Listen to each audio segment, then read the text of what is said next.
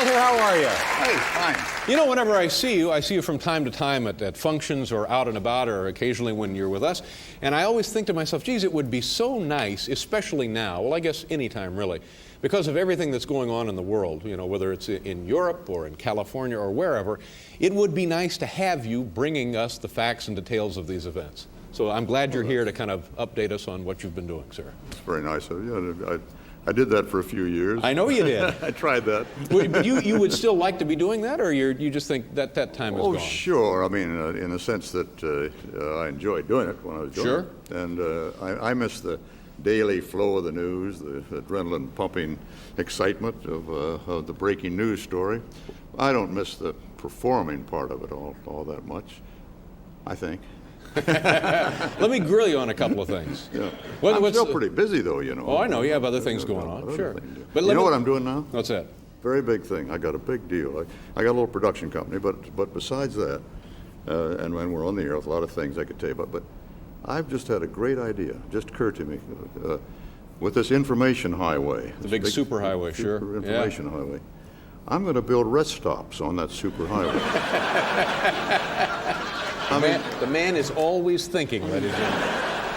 Well, these people have got to get up from those computers sometime. You know, now, do you know what that means, the big information superhighway? Do you have any idea what that is? Oh, yeah. Could you tell me what it is? No. Let me ask you about a couple of things. How do you think Clinton has done now, just over a year in office? What are your impressions of the job he's done and the man himself? Serious question. Sure. Or if you got a great joke, now's the time.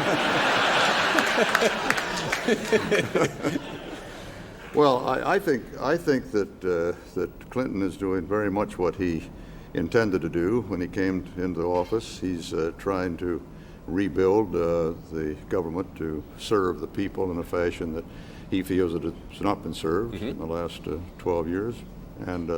And he's been very courageous in putting forward programs to do that. Naturally, these programs are considered by some almost revolutionary because they are a real change.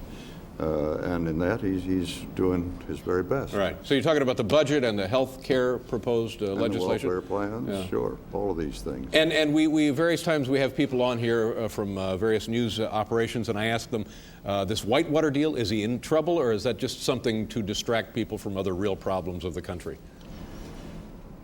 Oh, I don't think it's meant primarily as distraction, but I do think it's highly political in the charges. It obviously can help the opposition by putting straw men up that they can bounce against. But how serious it is, I think we're going to have to wait and see. Yeah. The investigation's now underway. Obviously, I think it's perfectly clear, everybody would practically admit it, I think, including the White House, that they haven't handled the situation very well, the charges and the submission of evidence. Do you think that the press is too aggressive with people like him now? Too aggressive with, like Tanya Harding, for example, out of politics, somebody who didn't run for an office? Yeah, much two different situations. People who run for office who are representing us, the American people, our representatives in a democracy, I think we're entitled to know just as much as we can possibly know about them. We can hop right into their suits and take a look around. Absolutely. Yeah. Absolutely. That's one of the major duties of the press. That's why we're out there. We should be the guardians of the people's right to know. Yeah. But Tanya Harding, I think, is a little different situation. You know, there's an old principle in libel actions, particularly, that people who seek publicity surrender their right to privacy to a great degree. But in this case, it seems to me that the press, and God love them, I'm part of it, but that they've been over-aggressive in looking into the private life of Tanya Harding. I don't really see what it has to do with her ability to skate. For goodness sakes, the girl, whatever you think of her for her private life, it shouldn't, that's not our business, for heaven's sake. She's given her life to try to achieve this excellence at skating that she's achieved. And I don't know why what she does in her private life should affect that. We don't look into every football player's private life, although it'd make a great book if we did, probably. But, you know, a basketball player, tennis whatever. Why is there something special, some special ethic in figure skating that she should have to be the darling girl next door to all of us? So like, I don't quite get the story. Yeah, but I think people resist the notion that she might be a figure skater darling and also having people beat up, you know? Oh, well. Well, you know, if you're... No, it seems to me, Dave, that if you're against having people beat up, you're just against the mainstream. It's un-American. You know, it's not American at all. Well, what are people going to think of us if we start saying we don't like beating up? Yeah, that we've gone soft, that we're yellow. Yeah. We were talking about the Beatles here, and I guess the anniversary of the telecast would have been last Sunday evening, last night. Yeah. But the official date of the anniversary is, I think, Wednesday. But you were here that night, is that correct? I was here indeed, backstage, introducing my teenage daughters to the Beatles. It made me the greatest hero in the world. They didn't know what I did in life until I introduced them to the Beatles. It was a great day. We actually introduced the Beatles to the United States on the CBS Evening News. We had a piece from Liverpool about this crazy bunch of 4 kids with this long hair. It was all the way over the tops of their ears. Oh, my God. Terrible. Those were the days when you could really beat up a guy and nobody cared. We didn't have the slightest idea. What was that night like? You were in the theater for the show and then backstage afterwards? Backstage before. Actually, I got out. I didn't care to see the show that much. I went to Gallagher's and had a drink. Yeah! Why, hell, let's do that now. Yeah. It must have been bedlam. Oh, though. but it was terrific, and you know they were great. There's no doubt about it. My kids, who are fairly literate young people, I'm happy to say, they were intrigued by their sense of humor and their friendliness. They were very warm guys. And the kids must have been sky high for months and months after that, I would think, huh? Well, they haven't come down yet.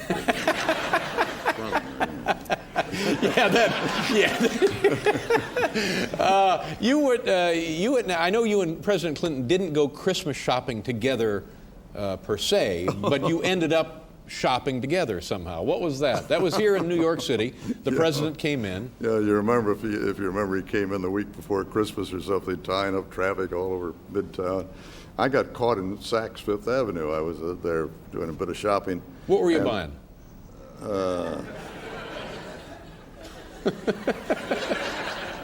I can't tell. It was an intimate garment. Underwear. Yeah.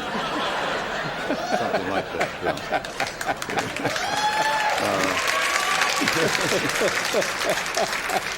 Yeah. I can tell you what I bought. I just can't tell you who I bought it for. Oh. Once a news hound, always a news hound. It was a crazy afternoon, though. I was trying to leave through the Fifth Avenue entrance. I suddenly found the entrance was blocked. There were a bunch of guys, cops, blocking the door, and people were beginning to be held inside the store against their will, most of them. And I you know, what's happening? I wanted to know, strangely enough. And they said, the president's coming. The president's coming. He's right across the street shopping. He's coming in here any minute. So I said, well, I might as well see the president. He hasn't had a chance to wish me Merry Christmas personally. Very benevolent of you. So I was hanging around the door. The manager came down, complaining about all the money he was losing, waiting for the president to come through the store. And so I decided to wait anyway. I waited a while, and suddenly the president, not suddenly, eventually the president arrived. He came in and he greeted me, a big hello, very friendly hello, and I thought I'd be very clever, you know, and I leaned up to him. He's a big guy. Yes. You know? I leaned up and I said, socks are on 2.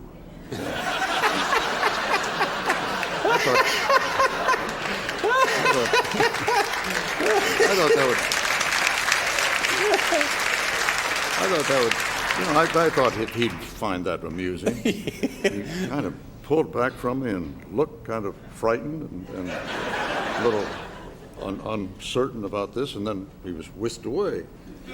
I got home and told Betsy, my wife, about this encounter with the President of the United States, and my clever remark. I said, socks are on 2. And I said, and he looked awful puzzled. And she said, well, of course he was puzzled. That's the name of their cat. You thought the cat was up on the tree. You frightened the leader of the free world. We'd probably be in Bosnia today if it hadn't happened. You know, Walter, I think the world of you, and so does everybody else. And I'm just so happy you could find a couple of minutes to come and say hello to us tonight. Thank you very much. Walter Cronkite, folks.